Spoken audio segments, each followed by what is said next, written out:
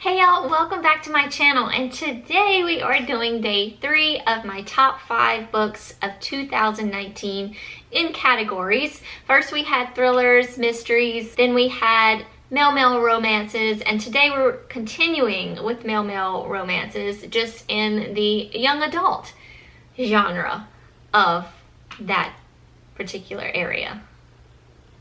I didn't realize that I read so many young adult LGBTQ plus books, but yeah, I had a really good year. I discovered a gem, I think, because I haven't heard a lot of this particular book talked about on booktube.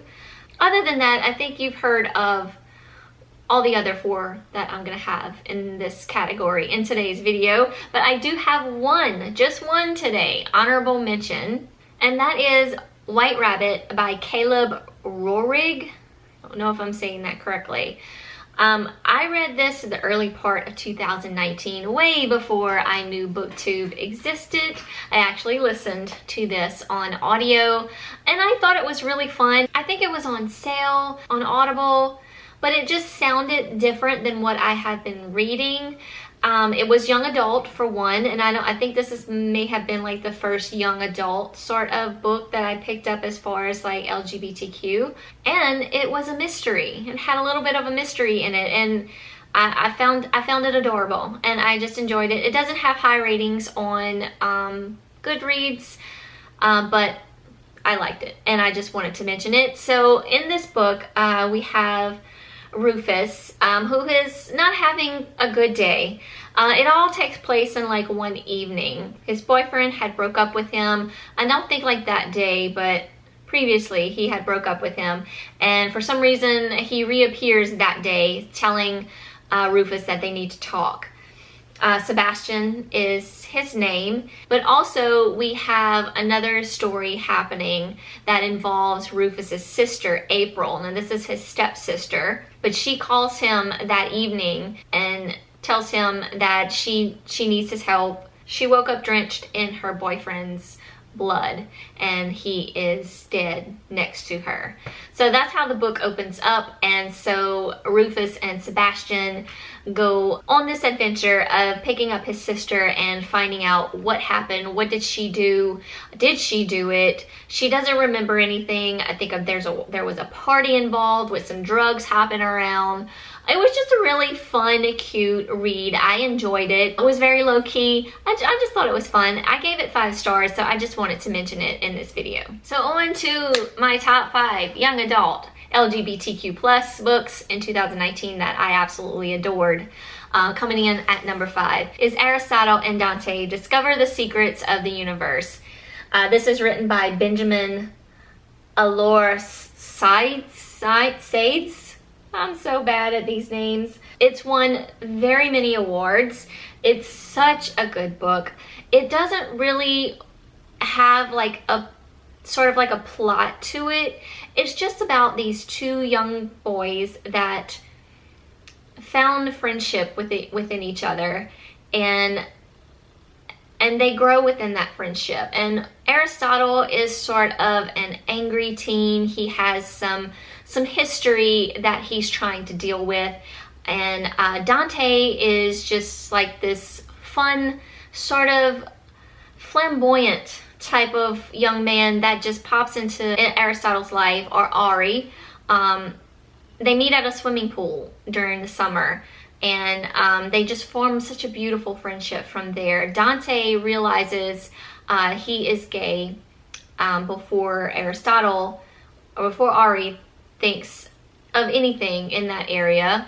Ari, I believe, is trying to deal with his past and also discover who he is at the same time, and it's just putting him in a rough spot. Dante goes off with his family. His family has to move, and Dante decides during that time he's going to let Ari know about his feelings.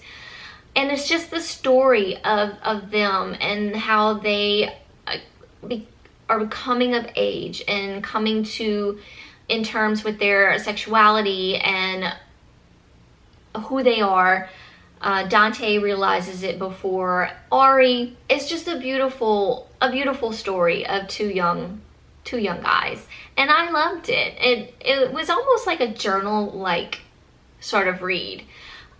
So you're sort of almost reading Ari's journal. It takes place within a course of a couple years. I just loved it. I loved it so much, and I'm so glad I discovered it. I discovered it here on BookTube. Otherwise, I probably would have never picked this up.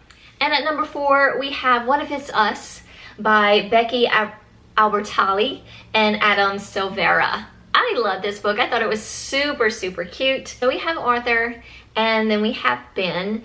They meet at the post office. Ben is going to bring a box of his ex-boyfriend's things to the post office to mail off to him instead of just giving them to him. Arthur just happens to be passing by. Arthur is only there for the summer with his mom. I think his mom is like some higher up lawyer or something like that. So he's sort of there like doing like an internship with his mom. And they spot each other and they meet for the first time at the post office, and then they go their separate ways. And Arthur realizes that he didn't get any information from Ben. He didn't give Ben any information. I think he just got maybe his name. I don't really remember.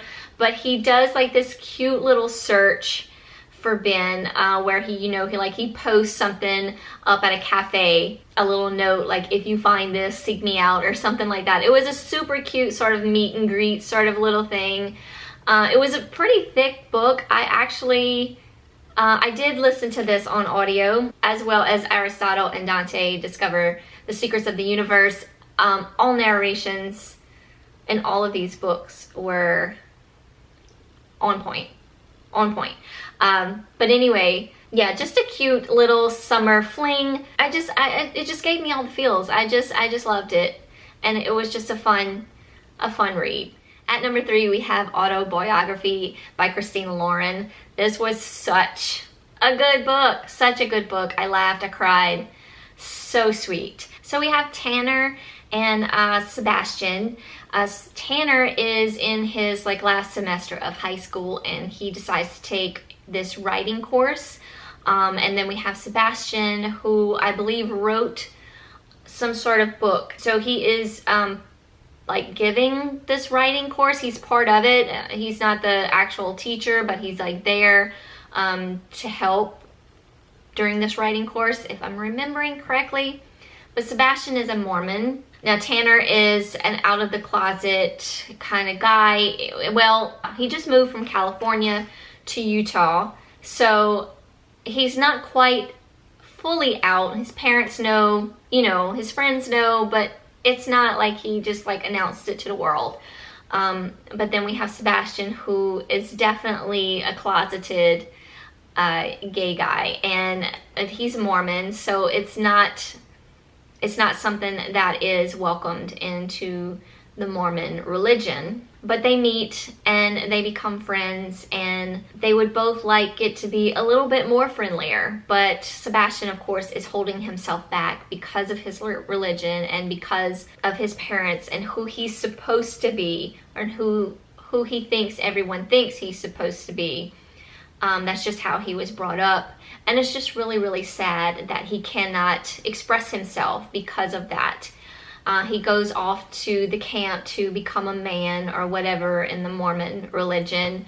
And it was just a sad story between these two, because they truly loved each other. Because you could just tell that Sebastian really cared for Tanner, and I just felt for them. So it was a really, really cute little story, a very heartwarming story. And number 2, this is the book I was talking a little bit about earlier. This is We Contain Multitudes by Sarah Henstra. I have not seen this around BookTube at all, but I spotted it at my Barnes & Nobles. Loved the cover. The back sounded really good.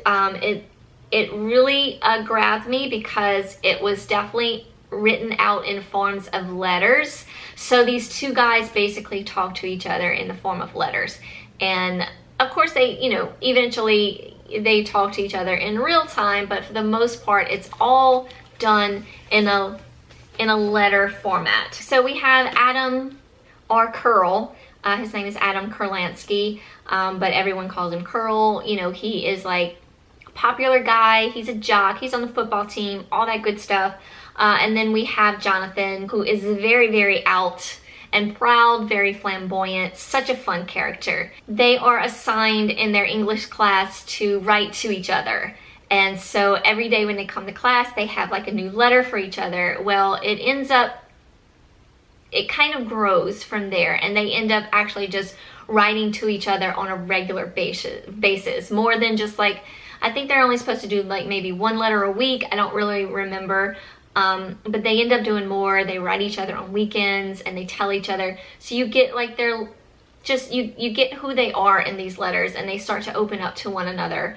And you learn some things about Curl, about his hardships in his life, and how sweet Jonathan is, and how he is trying to help Curl cope with whatever it is he's going through, help him get through it, and help him understand himself. It was such a good coming of age story between two young men. So sad. There is a good bit of bullying in here towards Jonathan. One attack gets really bad towards the end of the book. Just wanted to mention that in case it's a trigger warning for anyone out there. But such a good story. Curl trying to figure himself out. Jonathan just trying to help and be the good guy, but yet he's just getting stomped on in school. And it's just so beautiful. It's a beautiful story. It was neck and neck with my #1 spot, which you probably seen this on many booktube channels as in their top reads of 2019, Red, White, and Royal Blue by Casey McQuiston. I loved this story. This is about two young men, frenemies to lovers kind of story. So we have Alex, who is the president's son, and our president is a female president, which I thought was such a clever thing to do in a book. He is the American equivalent of a royal family. But then we have Henry, who is from the actual royal family in England. Something happens at a party, and they are sort of forced together to sort of make the world see that they are friends, and that they do get along, and that whatever had gotten out is not true or whatever, but really they're not very good friends. But as time goes on, they sort of start to form a bond between each other, and then things just progress from there. They start to find ways to meet up with each other, and it's just so cute. Alex tries to find ways to go to Henry, and Henry tries to find ways to get to Alex, and it was such a fun read. I really enjoyed it. I would guess this would be a new adult, because they're both out of high school. So I would say this would be more of a new adult than young adult. But, and yes, we do have some sexy times in here.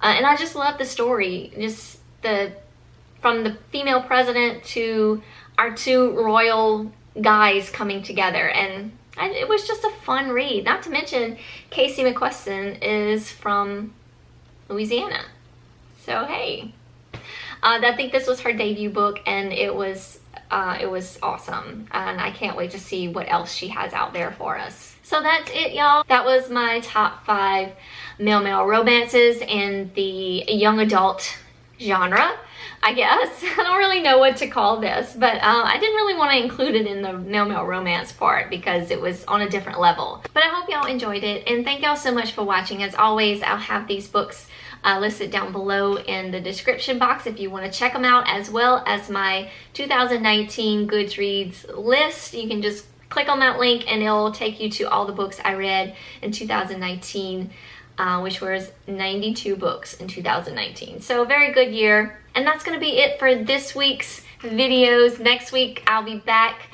with some more 2019 reads. I think because there were some other books that I do want to mention that were not in like a thriller mystery genre or a romance genre. Well, it might be a romance genre, I don't know, but not in the 2 categories that I had going for us this week. So I guess all my other reads that made it to some top 5-star reads in 2019. We're going to talk about those next week, as well as maybe some not so Goodreads from 2019. So those 2 videos will be coming up next week. We'll be back to regular scheduled programming next week. So sorry that, once again, that I didn't get my 2 videos up last week, but I hope you enjoyed having 3 videos from me this week. Have a great weekend, y'all, and I will see y'all in my next video.